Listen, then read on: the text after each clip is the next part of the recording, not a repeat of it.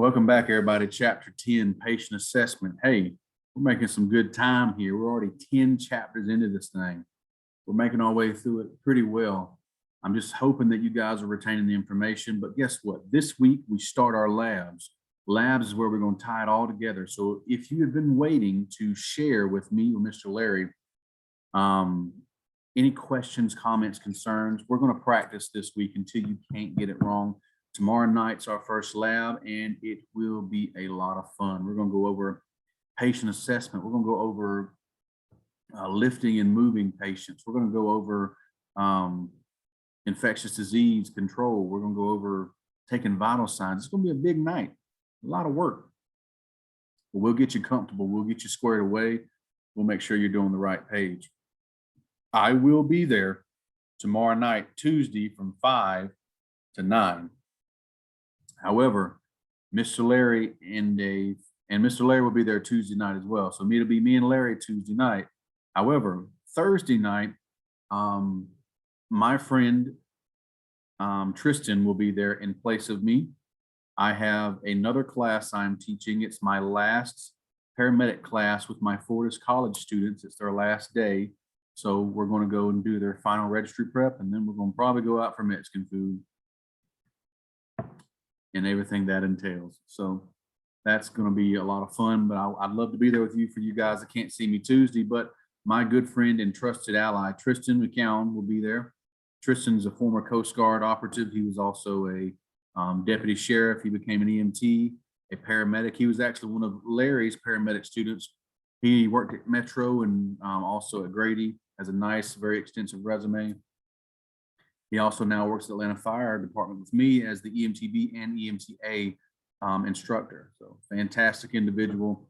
I'm excited to have him come in and give y'all a taste of what he's got to offer. You'll be seeing him a lot more, but I cannot be there Thursday. He will replace me. So the patient assessment, let's talk about it. So the patient assessment entails what? Assessing a patient, figuring out all the little nuanced details of what's going on, so that we, me, you, I, can treat them based on what's going on with them. Now, I could teach you all kinds of patho, but the amount of patho you would learn would be this, and then what you can do about it is this. So we don't just treat patients exploratorily. That means we don't just do things because we think something's going on. Based on a patient presentation, mechanism of injury, nature of illness, and our assessment, that's how we guide our treatments. Based on the assessment is how I do certain things. How much of a thing do I give? What hospital do I take them to? What intervention do I perform? Patient assessment tells it all. So let's talk about it. Scene safety and scene management. This is the step one of anything we do. Step one of anything we do is scene safety, scene safety, scene safety. If you are in doubt, remember, Gradations 1:9. If the scene becometh unsafe, thou shalt dippeth out. Amen. So what does that mean? The scene may be safe when you get there, but scene safety is not a one-time thing. It is a call length thing. At any time, if the scene becomes unsafe, thou shalt dippeth out. Amen. So let's say you're there and a patient's grandson shows up and he's like, super pissed off that y'all are taking so long, but she's like 400 pounds. And it's taking you a minute to get her up. And he starts threatening you guys. And there's a difference in threats that have no validity and actually being in danger. That don't mean you get to run from every scene just because somebody screams at you. People are going to scream at you. People are going to be excited to see you. Not always in the fun, excited way, like, where the hell have you been? Man down, medic. So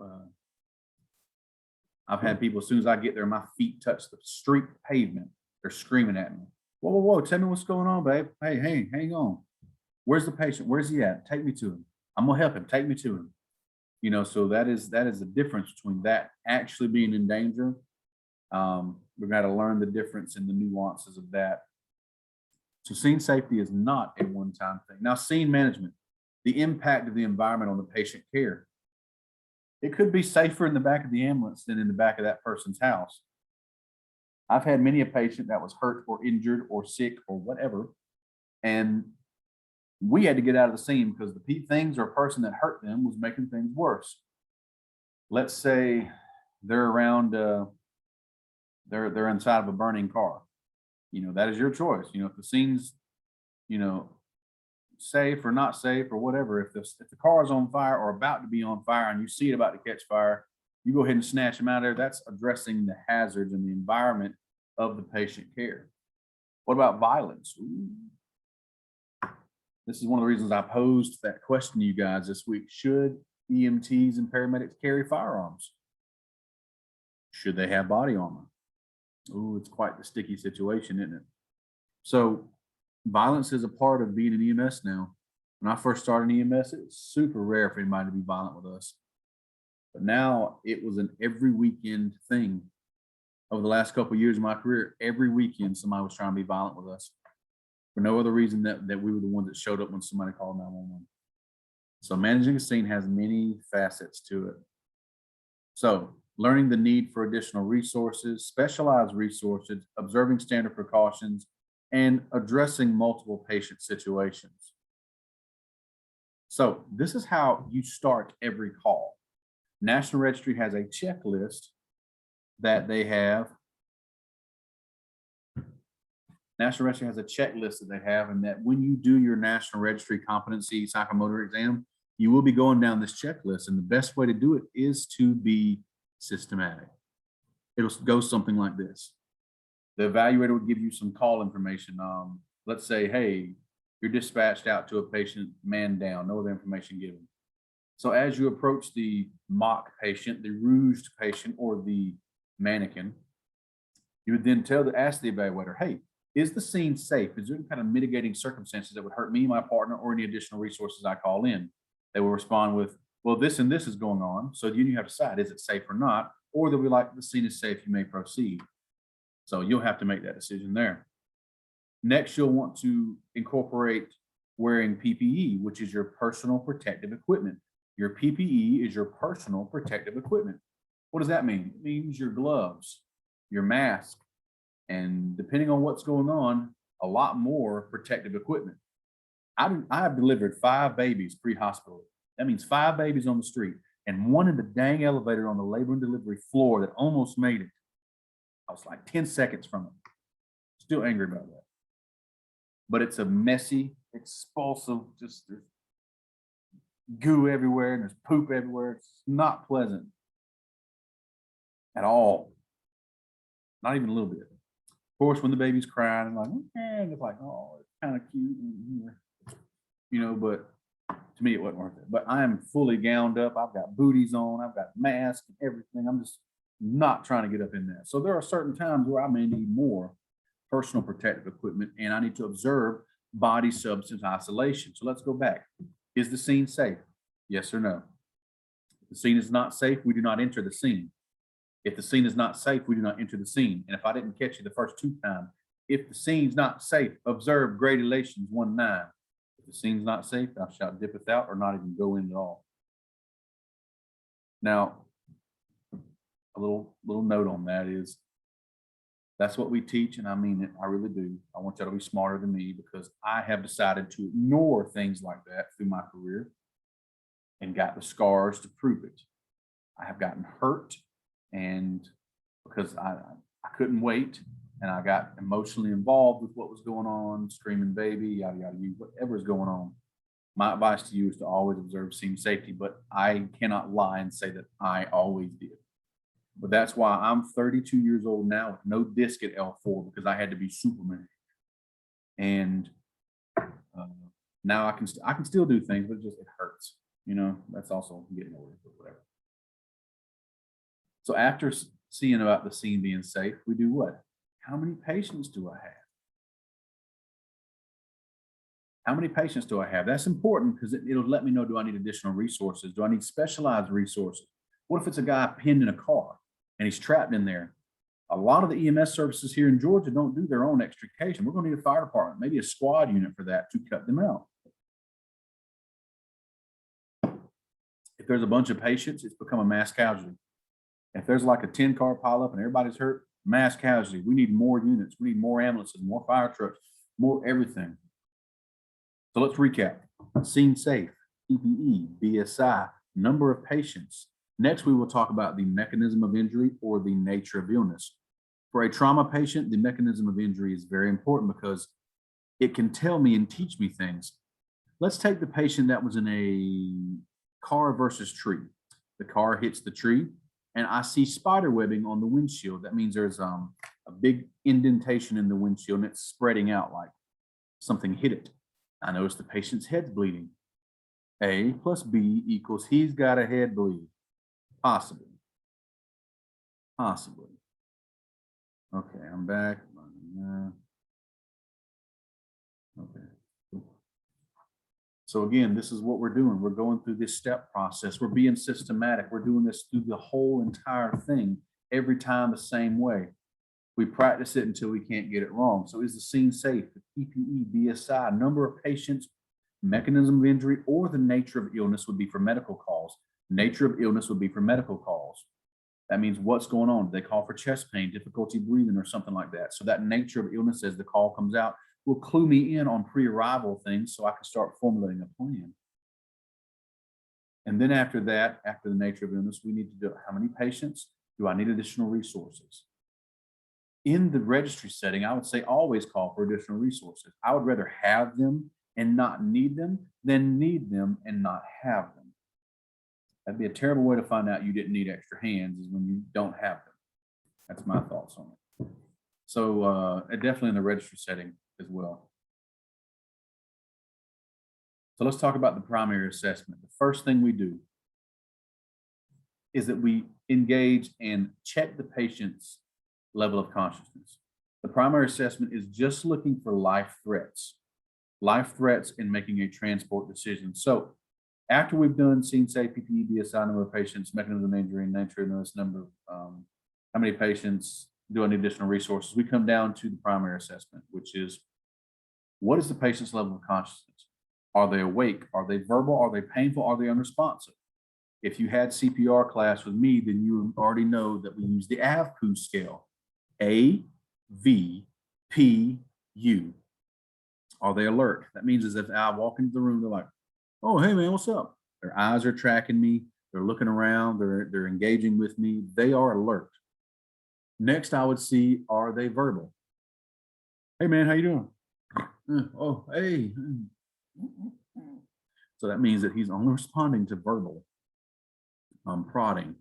Next, I would then see, is he responding to pain? Pain would be, I'm eliciting a pain response, not in an effort to truly hurt him, but to cause him a moment of pain and discomfort, momentary. Now I have to do it. Momentary discomfort. That was it the whole time. Momentary discomfort. That way I can elicit that response out of him. Somebody deeper towards being into a coma will at least respond to pain. So the things we use are the old sternal rub. So everybody take your fist like this. See these knuckles right here? Dig them into your sternum really hard, like Everybody do that? Maybe.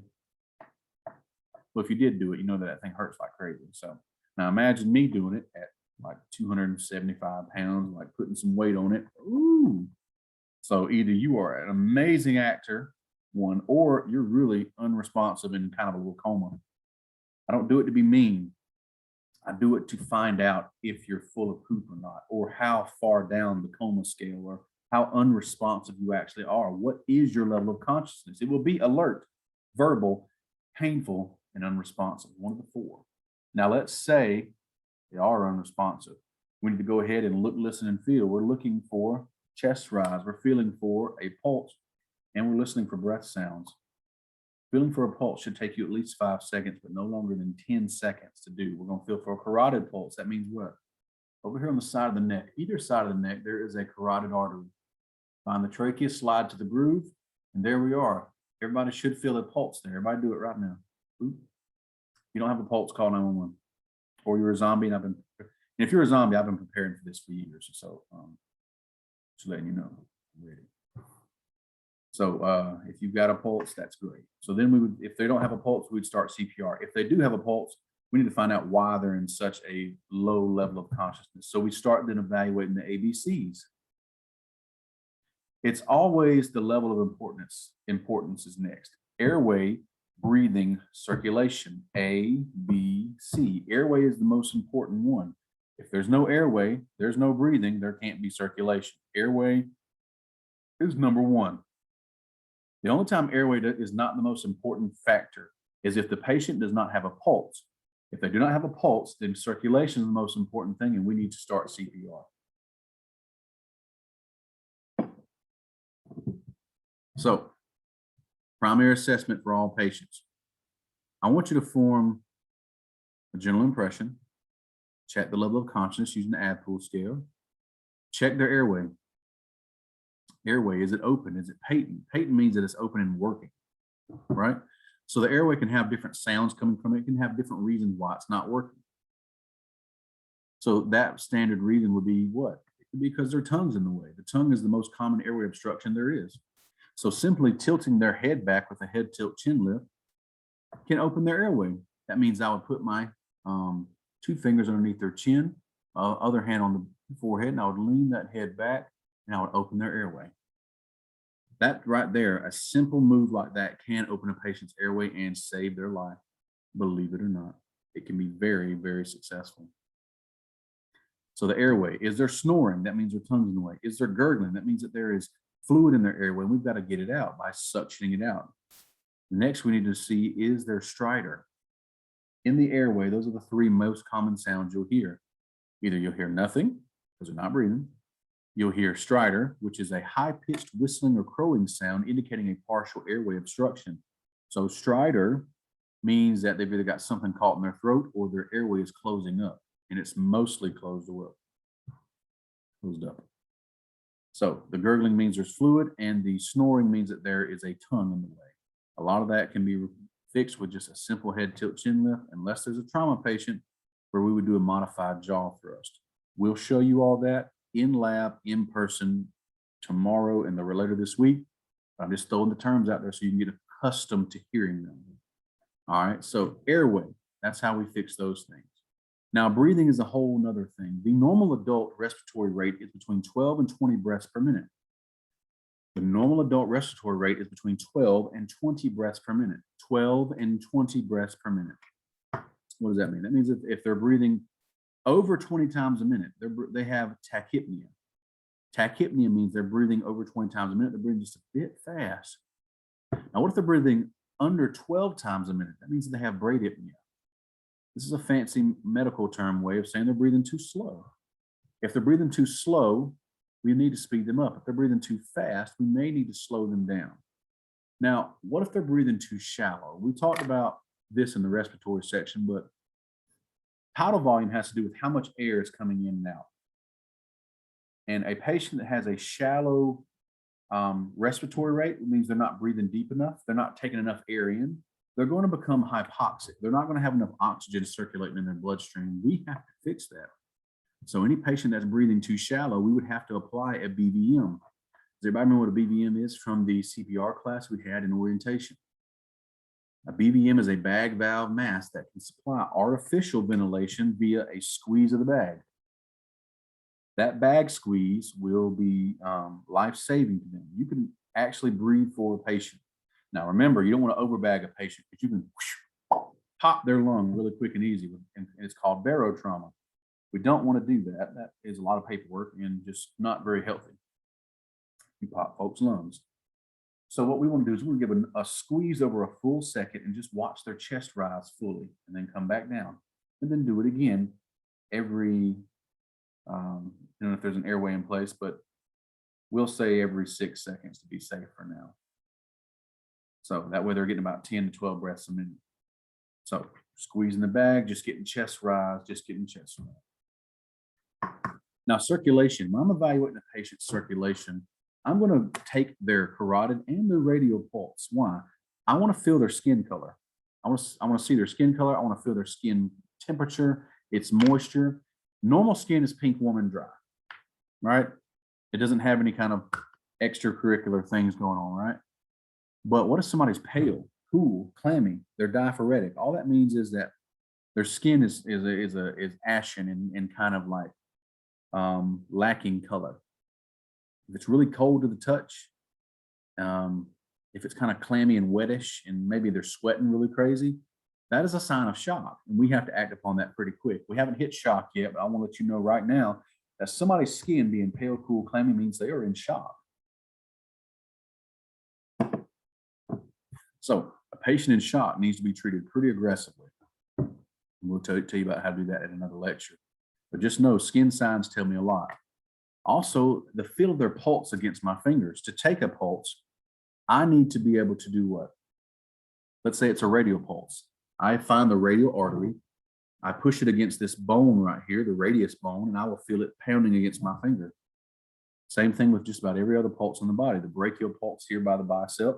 I push the brachial artery next to this bone in here around the elbow, and I'll start to feel a pulse. During your lab this week, we're going to show you how to take respiratory rates manually, pulses manually. We're going to show you how to do blood pressures. I think I already said that, manually. And we're going to show you how to do it automatedly. But we're going to make sure you know how to do this stuff so you can actually gauge what a patient's doing. So if you're making notes, make sure you note that the normal adult respiratory rate is 12 to 20 breaths per minute. And the normal adult pulse rate is between 60 and 100 beats per minute. The normal adult heart rate is between 60 and 100 beats per minute. Now, let's say they have a heart rate of 101. That patient has tachy, meaning fast, cardia, meaning heart. They have tachycardia, but it's only 101. We have metrics in place for a reading. Normal is 60 to 100. So if he's 101, he's tachycardic. If he's 170, he's tachycardic as hell, but he's still tachycardic. Now, what about a pulse rate of 59? That is still bradycardia. Brady meaning slow, cardia meaning heart. So bradycardia starts at 59 and goes down. What if they're 55? Bradycardia. 30, close to dead, but still bradycardia. So we need to know these normal metrics. We need to know these normal metrics. So ABCs. Now we want to identify life threats. Life threats as in, are they bleeding to death right there in front of you and you're just focusing on their airway, looking at their mouth? So if a patient is sitting there bleeding to death, we want to address that right then and there. If there's an obvious life threat going on right then and there, you want to fix that right then and there and not do anything else until it's fixed. Assessment of vital functions will be taken there, of course, their vital signs. And then, of course, in the forming a general impression. The general impression is what? We want to, when I first come on scene and I look at this patient, how are they laying there? What are they appearing to be doing? You know, what is the general impression I get from just looking at them as they sit there or lay there or whatever in front of me?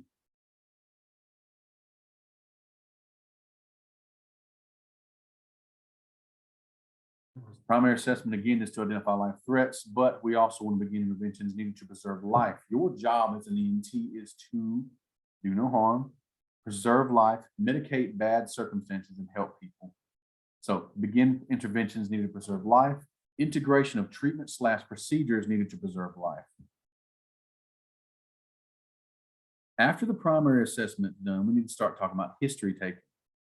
We need to start talking about history taking. So what does that mean? I need to know exactly what is going on. So, sir, why did you call 911 today? It's pretty involved getting a history from a patient because sometimes patients lie. And sometimes patients don't know any better. If I was to say, hey, and I called somebody for, let's say, I don't know, mechanical engineering, and I know nothing about it, they could assume I'm stupid, right? But just because that somebody's not medically trained does not mean they're stupid. That just means they're not medically trained. If the fish judged itself by its ability to climb a tree, it would think itself stupid. What does that mean? It means that I'm good at what I do. And I say that without being, any arrogance or whatever. I've done this for 13 years. I practice the art. I study all the time. I listen to podcasts. I'm good at what I do. But I am terrible at math. If you ask me to solve a algebraic equation, I might look stupid to you. I'm a terrible baker. If I try and make a cake or a cupcake, it will look like mashed sugar dough. I'm sorry. So just because somebody is not medical trained doesn't mean they're stupid. We need to get that mindset right now before you get out in the field and get that burned out mentality of like, people are so stupid. Why do they call 911? Because they don't know any better. They're scared. They're trying to figure out what's going on. You're supposed to be the medical professional and help. So understand that they don't know what's going on. They don't know how to explain it to you. You got to learn how to dig these answers out of them, dig them out of them, and get the information you need to treat the patient. So you want to determine their chief complaint. What are they calling for? What is their normal and big complaint, what they're doing here? Determine, is it a mechanism of injury, trauma, or nature of illness? Medical call. Is it trauma or medical? Trauma or medical? It will affect how I treat it. It will affect where I take them. What does that mean? Well, a big bad trauma call, like let's say a double bilateral snapped tib fib, like both the bottom parts of his legs are broke and he's showing signs of shock, and he's going to a trauma hospital. You know, if he was just like a sick patient, like with a cold, I could probably take him to this local little Band-Aid Jack in the Box ER over here. But because he's a trauma, I got to take him to a trauma hospital. So it does matter. Mechanism of injury versus nature of illness.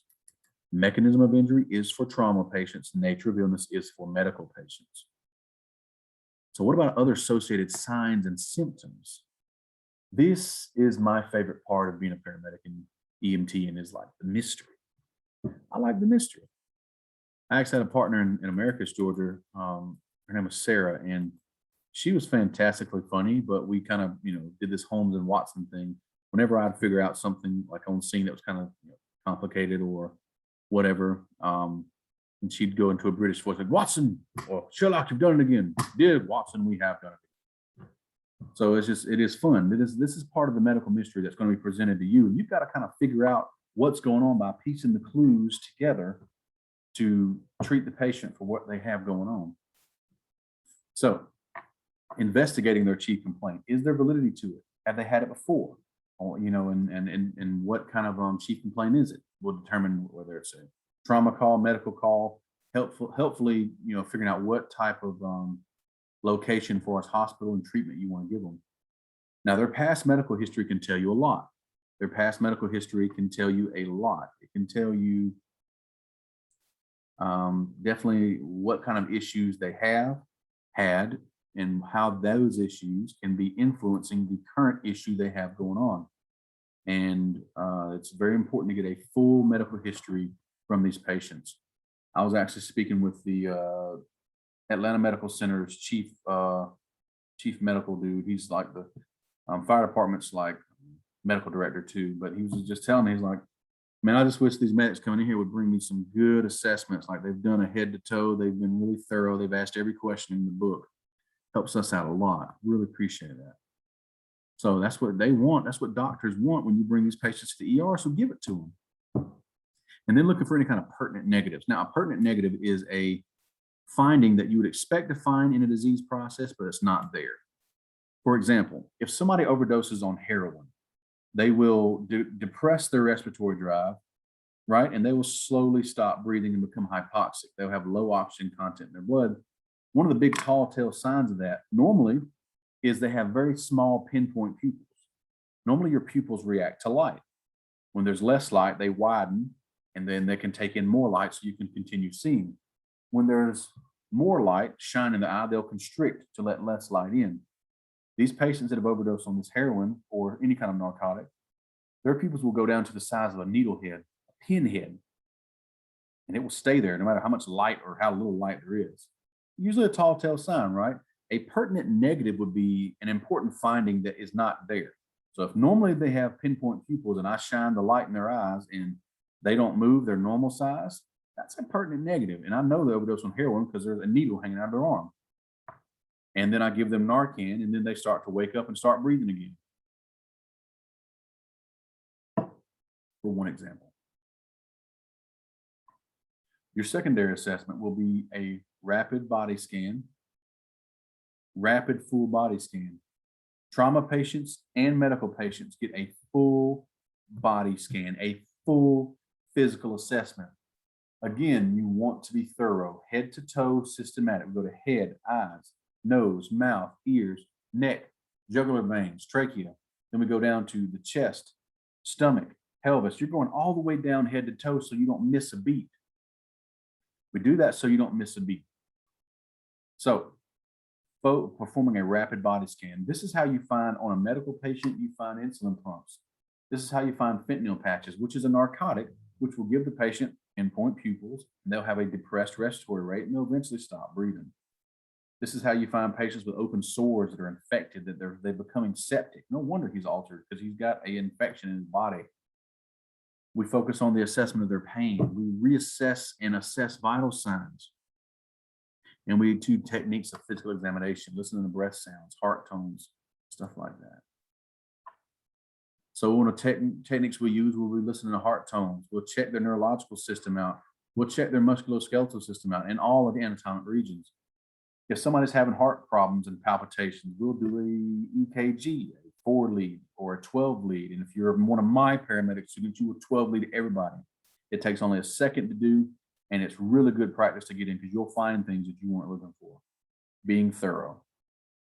So if you are one of my EMT students, which all of you listening to this are or were or whatever, I want you to push and encourage your medics to do 12 leads on everybody. I don't care what they say. It is to be thorough is to not miss things. Don't let the boy cry wolf, and then he thinks there's not a wolf, and one day there is, and everybody's surprised but you. So cardiovascular system, neurological system, checking about if they're with it or not. Are they altered? Are they with it? Are they having a schizophrenic behavioral emergency, or are they just overdosed on drugs and they're kind of just geeking out? So musculoskeletal system. Hey, I know you're just in a bad car wreck. You've been walking around. How do you feel? I feel good. Well, let's see what you're doing. How does that shoulder hurt? Do this for me. We're just assessing the range of motion, if they have pulses, motors, sensation in their limbs or not. So, in all other anatomic regions as well. Now, we're going to go over monitoring devices tomorrow night and Thursday night. We're going to show you how to do all the monitoring devices that we have. Now, I'm going to tell you up front, in the pre-hospital setting, we don't have that many diagnostic equipment. We don't have that much diagnostic equipment. So it's not going to be just your diagnostic equipment or your monitoring devices that will make you successful and to make you thorough with your patients. It's going to take everything I have talked to you about so far and then some. It's going to take a thorough assessment. It's going to take history taking. It's going to take using monitoring devices, and it's also going to take a gut feeling for you to figure out what's going on with your patient. We do have a saying in EMS, and while I loathe cliches, it is true that you have to treat your patient, not your monitor, because this equipment we're giving you, it does have tendency to sometimes mess up, or it does have weak areas to where it won't be successful. A quick example, your pulse oximetry is supposed to tell me the oxygen content of the patient's bloodstream, right? What if it's really cold out? It will not. What if they have been in a house fire and they've absorbed a lot of carbon monoxide? It'll give me a false reading. What if they got long, pretty fingernails? It will give me a false reading. Also a test question this week. There are several things that can throw off my pulse ox. Now, reassessment and reassessment and reassessment, how and when to reassess patients and how and when to perform a reassessment on all patient encounters. A stable patient you can get by with every 10 to 15 minutes. Stable patients that are doing okay, they're not really life-threatening, you can check them out every 10, 15 minutes. Unstable, I'm going to go with 3 to 5 minutes. Now, the book stuff says stable patients every 15 minutes, unstable every 5. Your instructor, have brought those numbers down a little bit. I want you checking on them every 3 to 5 minutes if they're unstable. I want you checking on them every 10 to 15 minutes if they're stable. Patients do not suddenly deteriorate. Healthcare workers, paramedics and EMTs suddenly notice because they're on their phone back there Snapchatting their boo instead of doing what? Paying attention to their patients. So you guys will be different. You'll be the new breed of EMTs. While you're back there with your patient, be all back there with your patient. Reassessment means we go right back to the top. LOC, ABC, vitals. LOC, ABC, vitals. That means I'm going back to check their level of consciousness. Hey, buddy, still with me? Yeah, I'm doing all right. All right, so he spoke to me. If he's speaking, his airway is open and patent. His breathing is normal. His circulation, he's still pink, warm, and dry. His vitals have not changed. The reason we take vitals and then retake vital signs like blood pressure, pulse, and heart rate and all that is because I'm trending them. What does it mean to trend vital signs? It means I'm going to take a baseline vital. Baseline is where I found them at, what the baseline is. And then while they're in my care, I can trend them. Are they getting better? Are they getting worse? Are they improving? Are they deteriorating? This is why I take baseline vitals so I can track and trend how my patients doing. So patient assessment is probably one of the most important things we do. Again, you don't have a whole lot of equipment pre-hospital. It's going to take a lot of all that stuff we've been talking about for you to really get this thing. You have to master patient assessment. That is the key for you passing registry. That is the key for you treating patients. It's used in every patient encounter, I agree. There are 5 main parts we got to talk about. Scene size up, primary assessment, history taken, secondary assessment, and reassessment. Let's get on. So rarely does one sign or symptom show you the patient's status or underlying problem. I can dig that. A symptom is a subjective condition that the patient feels and tells you about. A symptom is subjective. The patient will tell you what is going on. The difference is sign and symptom. A symptom is what they tell you. A sign is what you see. A symptom is subjective. A sign is objective. I just observe it. It'll be something as simple as like a vital sign, like a blood pressure.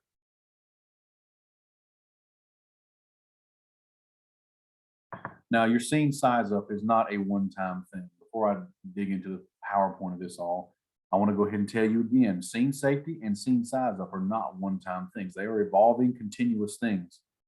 As a scene evolves, I will continue to reevaluate it. Maintain situational awareness.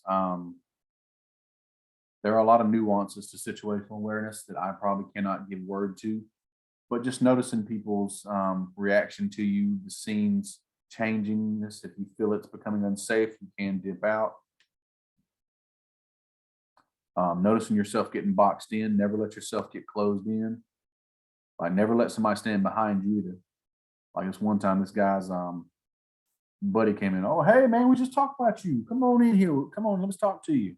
I didn't really want him in the room, but I didn't want him behind me even more. So I created a little bit of a farce to put him in the room in front of me.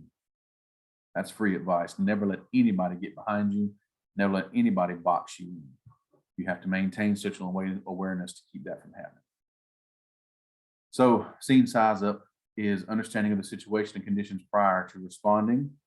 Dispatcher's basic information, I would give you that. Using everything you're given before you get there, but then observing the scene as to what's really happening will be a great, great asset to you. So what about scene safety do we need to know about? Issues can range from minor to major. Don't enter a scene unless it's safe for you and your team. If you have to wait for PD, it's called staging. We will stage for PD.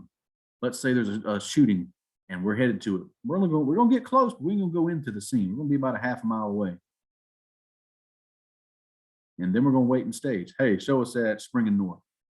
Staging for PD. Every few minutes, I'll ask the dispatch, hey, dispatch, this is 744 dispatch. Dispatch, go ahead. Yes, just checking on update for our scene. Has PD arrived and cleared the scene? Not yet. 10-4, show us still staging at Spring and North. Dispatch to 744, go ahead. This PD is on scene. They have cleared the scene in for safety. 10-4, show us heading in. So we do not engage and go into dangerous scenes unless it's been cleared. Remember, you are not a cop. You are not a member of an elite task force. You're not suicide squad. You're none of that. You're not paid to get hurt. You're not paid to fight people. You're paid to heal people. So do not go into unsafe situations. Do not pick fights with patients. Do not try and arrest people. You're not a policeman. So do not enter unless it's safe.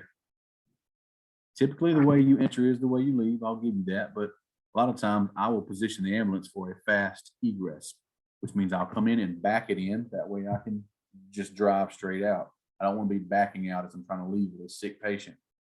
Now, if we're on roadways and highways, you need to be wearing a high visibility vest, a road vest, a traffic vest, or a traffic jacket.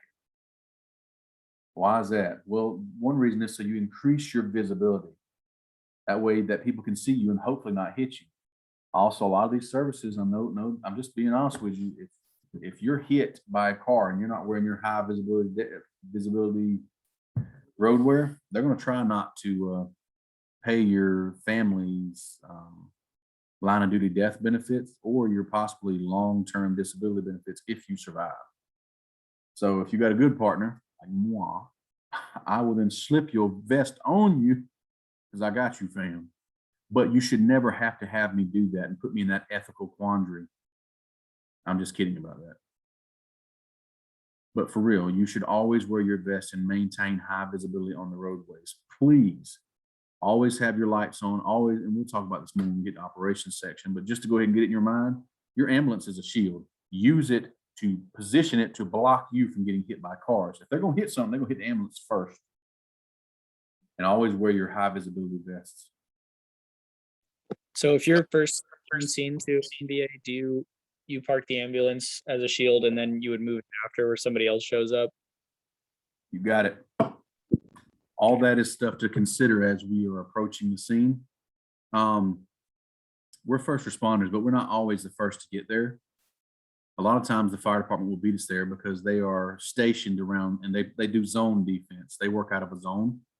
So if they're there, they'll park that big old fire truck in the way and they'll use it as a blockade. Then I can park right there in front of the accident and then get out and treat my patient. It's easy to get to the patient there. However, if I'm first on scene, I need to use what I have as a shield to block me from getting hit. If you've got road flares, which nobody really cares them anymore, or cones, I'd have my lights on, blinking into the distance. I have the lights on. That way everybody can see me, increase visibility. I mean, anything I can do to increase visibility. In the city of Atlanta, I've already gotten Hero en route. Hero can show up and put one truck way about 200 foot away from the accident with a sign up saying, hey, slow down, move over, slow down, move over. Another Hero unit will come up there and help me block the scene with their truck thing. I don't want to call it an ambulance, I don't know what the hell it is, but it's a truck thing, blinky lights. But this is what we did in the city of Atlanta. But you have to know the normal mode of operation for you and your service and what y'all guys do. Main thing is don't get hurt doing it. So if I got to use Operation Ambulance Shield, that's what I'm doing. When the fire boys show up, they can use that big old red machine to block the road even more. I liked when the city of Atlanta brought that big ladder truck because it would drive like this. I don't know if you can see my hands, but the back end of it can turn like this. They can actually make an L with the truck and block the entire highway. Can't hit me, sucker. I like it. That answer your question? Yep. And I'm assuming you kind of pull forward and across so that the front of the ambulance is facing towards traffic. So if somebody hits it, doesn't get slid into you.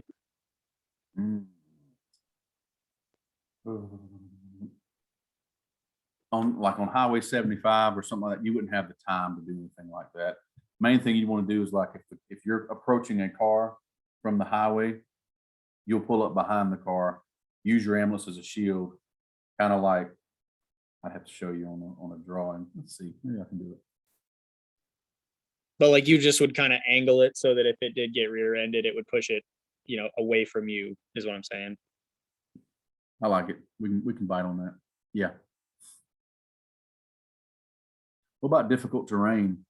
We don't get much snow here in Georgia, but that could make terrain difficult. We do get a lot of rain and sometimes get black ice. I fell and busted my butt and crushed a radio one time on black ice. Wasn't I can do about it either. So consider difficult terrain. Is the roads flooded? Is there a hurricane or a tornado or whatever's going on? Have to consider the terrain. My next thing to tell you is we don't run anywhere. Yes, I know it's supposed to be an emergency, and it is an emergency. We have to arrive efficiently while also arriving safely. So that means that we have to never run, we walk. We can walk briskly, but this is how you fall into a hole in a patient's front yard in the middle of the night in the dang, with Allen Temple. I fell in this damn hole over there in Atlanta, and it's because I was trying to rush to get to this patient, and because I can't see at night, there's a hole there, and I fell in and I hurt my ankle. So we never run, we walk briskly, but we walk, and we're surveying the scene, checking for safety. And that's what we're doing there.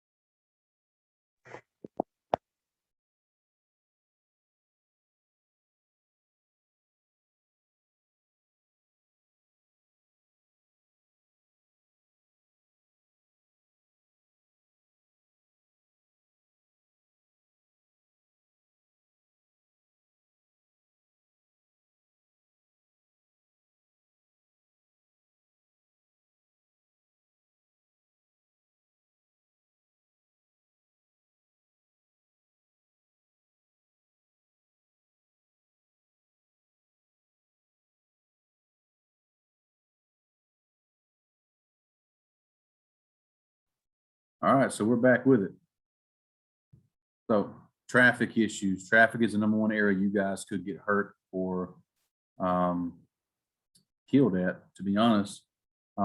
Traffic, and it says in the literature that in and around a vehicle is the most number one spot that you could get hurt at in the EMS or fire, first responder, police officer realm, because we're around vehicles all the time. We have highway accidents. We have people that can't drive, people that are not looking for us. And these type of things do actually happen quite often. Next, we would consider environmental conditions. Now, don't snow a lot here, but we do have lots of rain. We do have black ice. We do have here in McDonough, Georgia, a lot of roadway flooding. On days that it rains, I drive my big 4x4 Suburban. On days that it don't, I drive my little commuter car. You know, it just depends on the terrain. For you, it would mean that you just drive the ambulance a lot more carefully, and sometimes it means we can't get there. You know, we have to find alternate routes. So if you can, don't let any bystanders become patients, but I would also advise them to get out of Dodge. This is not a peep show. You don't need to sit here and witness somebody else's life-changing spectacle. A lot of times the hazards could be weather conditions or physical violence from a chaotic scene.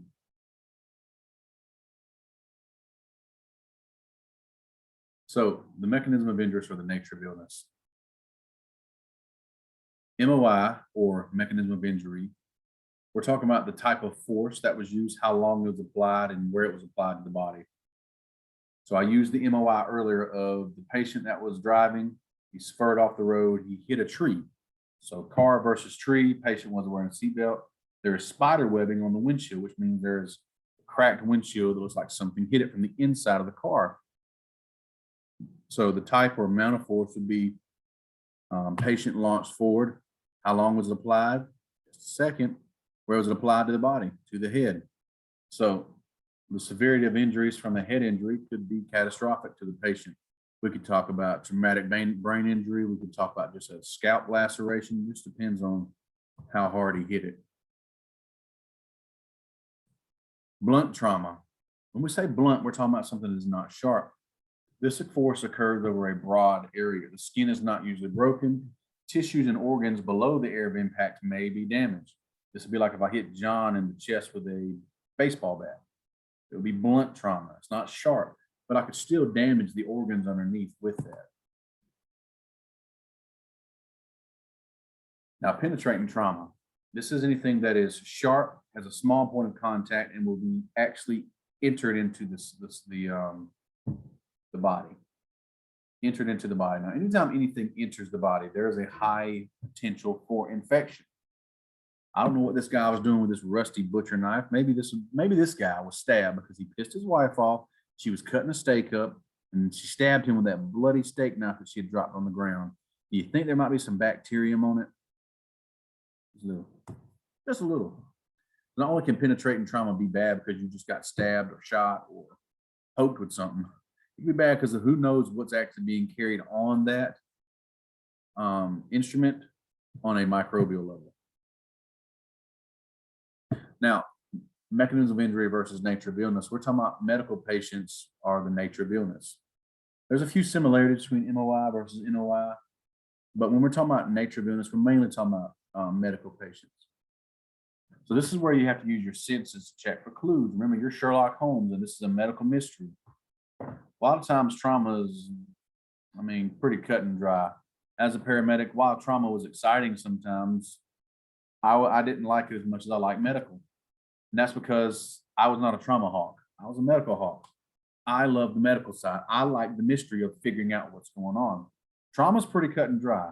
He fell off a ladder. He's complaining of leg pain. His leg is angulated and medially rotated and shortened. I broke leg. But a good medical mystery could have, all these little facets around that are making it more interesting and a little bit more nuanced, a little bit harder to figure out. I like that. Excuse me.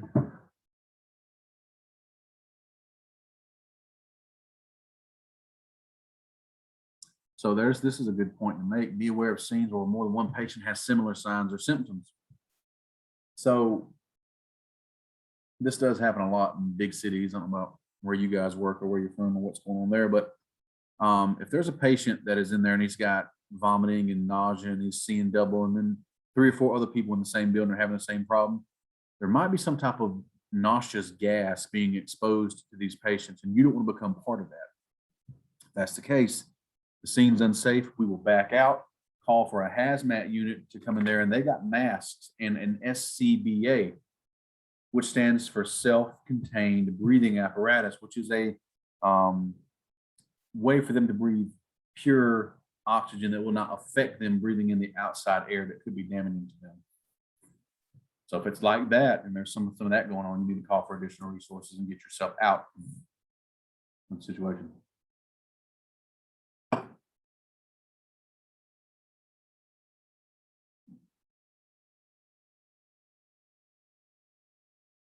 So what about wearing protective equipment? I can tell you now that in the 90s, nobody wore gloves. It wasn't until the AIDS epidemic got bigger, but I was scared to, actually catch AIDS. But honestly, guys, unless you have an accidental needle stick or you have unprotected sex with your patients, you're not going to be catching the AIDS from your patient. I would still advise wearing personal protective equipment on every call. You don't know what your patients have or what they're carrying. You don't know what you could carry home to your family, and you don't know what you could, accidentally give your partner and their family. Or if you're on a fire engine, there's 4 or 5 of y'all on that thing. You got 4 or 5 different families that you could be affecting there. So let me go ahead and tell you, day one, wear your PPE. Wear your gloves, wear your mask on scenes with these patients. You do not have a clue what they got going on. Make sure you're protecting yourself. Make sure you're protecting yourself. So standard precautions are used for dealing with objects, blood, body fluids, and I do mean all body fluids. Wearing your stuff can minimize the risk of communicable diseases like the Rona. And Every time you come to a scene, make sure you've got all the right stuff on. That will depend on a lot. A lot of that will depend on what your service requires, what your comfort is, but there are some standard precautions that are just across the board. This will be on every call. Gloves on every call. Nowadays, it's a mask. You know, we didn't used to wear masks on every call unless we felt it necessary, but nowadays, a lot of services are mandating you wear masks on every call. And also safety glasses. Number of patients is important. Why? If there's a lot more patients than you can handle, you're going to have to call more units in. It has now become a mass casualty. So during scene size up, accurately getting the number of patients, it's super important to finding out how many additional resources we need. If there's 4 patients and there's only 1 ambulance, we can only really handle 1 critical patient in 1 ambulance. That means that I need to call 3 other ambulances to handle these other 3 critical patients.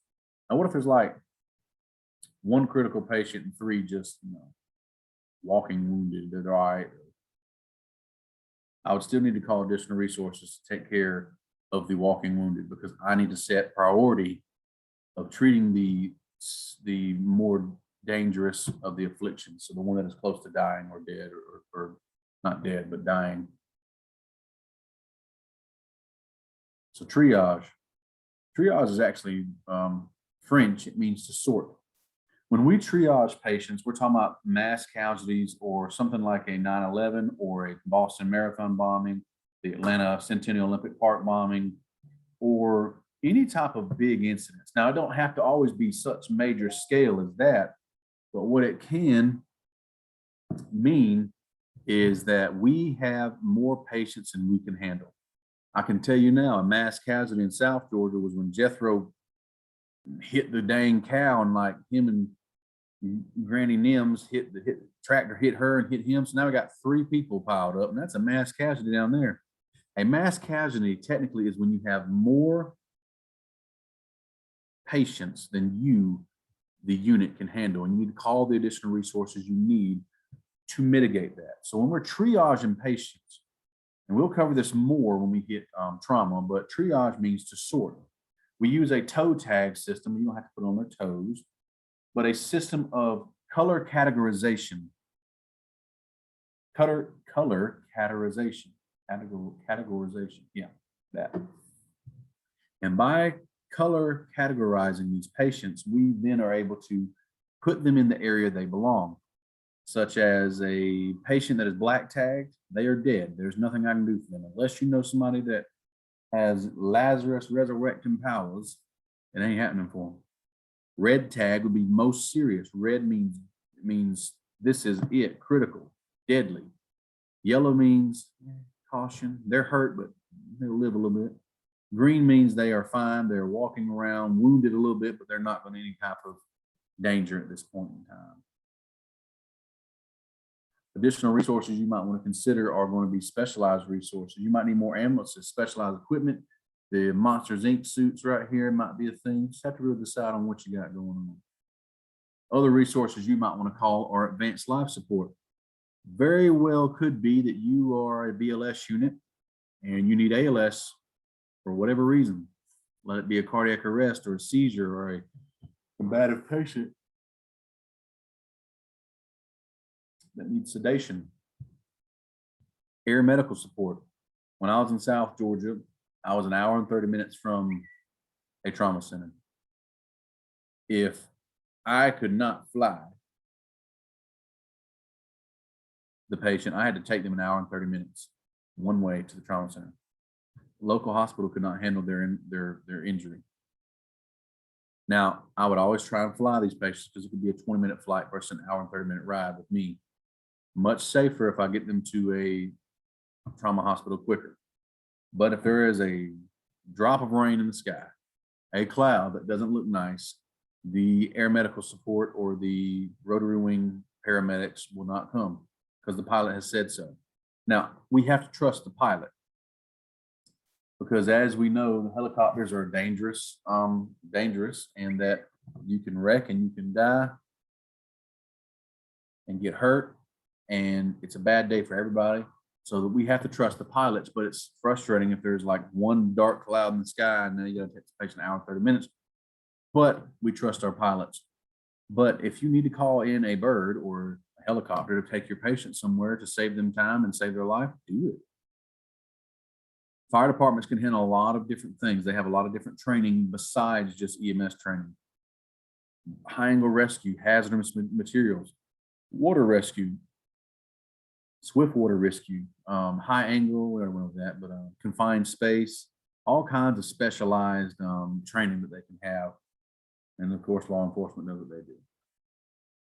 So if you want to know about additional resources, ask yourself, do I have more than I can handle? Does something pose a threat to me?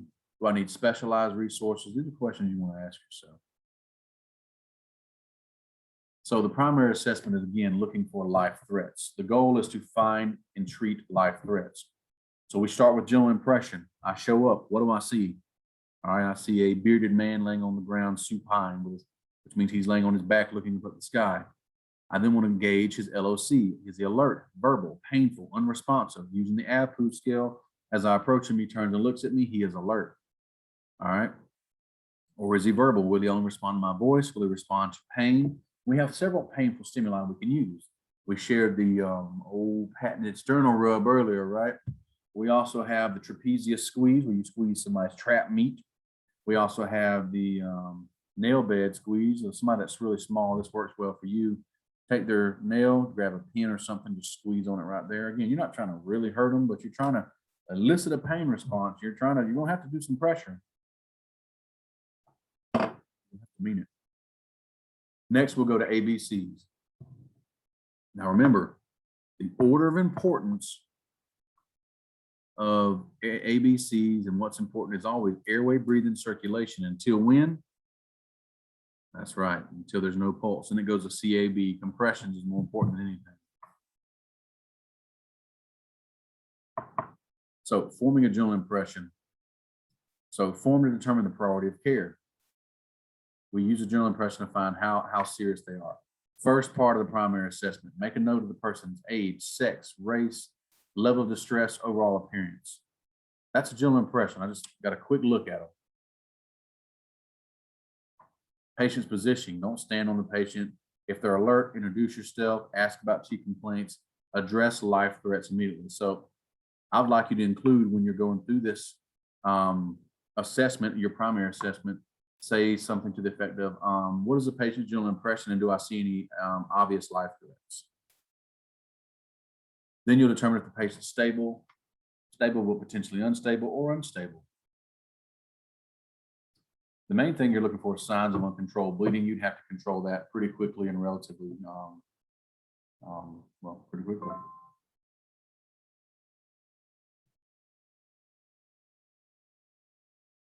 So what else? Assessment of an unconscious patient. We need to focus on airway, breathing, and circulation. If you get there and the patient's not responding to you, they're not alert, they're not verbal, they're not painful, they're just unresponsive, but they're still breathing and have a pulse, we really want to focus on the airway, breathing, circulation. So you need to be working on making sure that they got enough blood flow, enough airflow, and that they're able to maintain that, or you can maintain it for them. So what about conscious with an altered LOC? Maybe due to inadequate confusion, drugs, poisoning. They could be conscious, but they could be out of whack. They could have an altered mental status, which means that it could be drugs involved, alcohol. They could be poisoned. It could be hypoxic brain syndrome. There's all kinds of what ifs there. We're going to talk about AVPU. Won't spend more time on that. There's us doing painful stimuli. You can pinch the patient's earlobe, press the bone above the eye. There are a bunch of different ones there. Just get a painful response out of them. Now, when we are checking the patient's level of consciousness, we're checking to see how with it are they. Are they able to remember where they're at, what they're doing, what's going on, and what happened? So basically, are they alert to person, place, time, and event? Usually when we write this on a PCR, we'll say they're A&O times 4, alert and oriented times 4. So With that happening, I want to make sure the person knows who they are, where they're at, what time, what city they're in, and what happened. If they can answer all that, they're within their right state of mind. If not, then maybe they're drunk. Maybe they're on the cocaine. Maybe they are having a schizophrenic episode and have a behavioral emergency. I don't know. I've got to figure it out. So this is one of the first things we do when we're evaluating a conscious person's level of consciousness. Hey, sir, what's your name? Well, my name's Coca-Cola. Okay, Coca-Cola. I'm Siri. Pleased to meet you. Come on, Siri. I didn't ask you. All right, so my name's Coca-Cola. All right, where you at, Coca-Cola? I'm in the city of Atlanta. What time is it? Well, it's 8:04 p.m.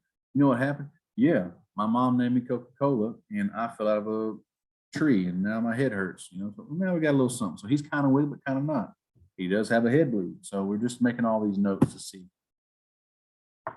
So what we're doing is we're evaluating their long-term memory, their immediate short-term, their immediate long-term memory, their short-term memory. We're just trying to see, are they within a normal baseline? Now, some of this is subjective because some people are just weird. I remember I was running a call in South Georgia, and this guy, I thought he was altered as crap. And it really just turned out he really did talk like Sling Blade. Ain't got no gas in it. I thought this guy was altered, like he had been huffing fumes or something. His brother came out, no, man, is he normally like this? No, that's him all day. He's been out since he's burned.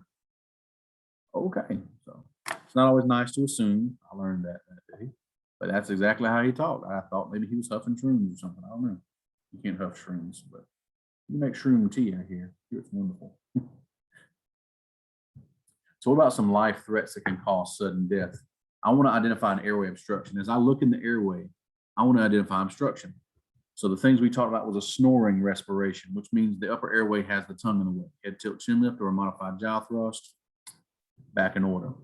Or is there a lot of fluid in the airway? We need to suction it out. Is there something stuck in there? We need to find a way to get it out. Respiratory failure or arrest. That means they're not breathing well enough. I need to bag them. I need to put a BB on them, and I need to breathe for them.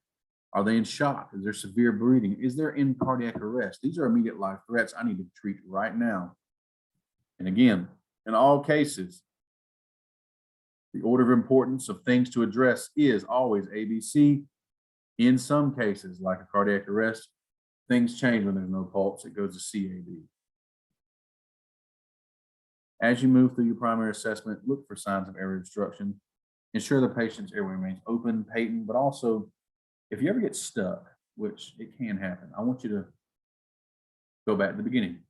LOC, ABC, vital signs, reassess, reassess, reassess, LOC, ABC.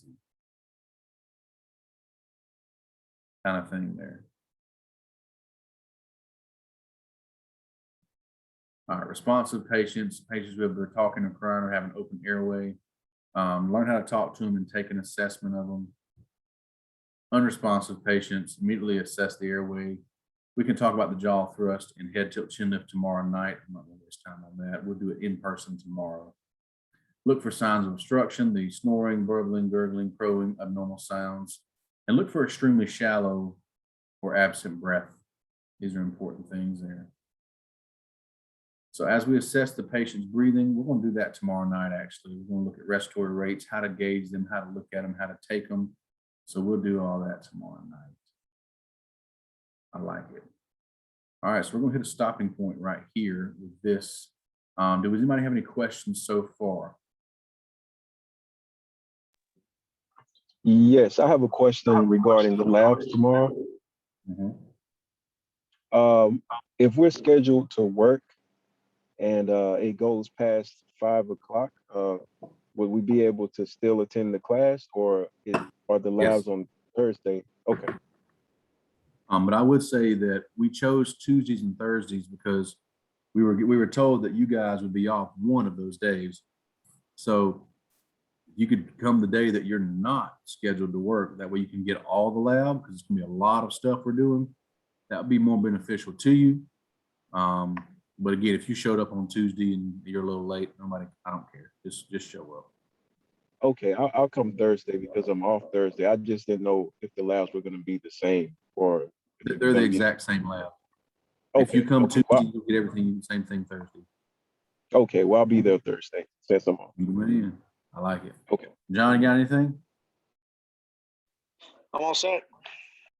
All right, guys, I appreciate you. Email, text me, call me if you need me. John, I'll send you an email about that assignment I got for you. Everything else, just ask questions. I look forward to seeing y'all tomorrow and actually doing labs. Y'all be easy.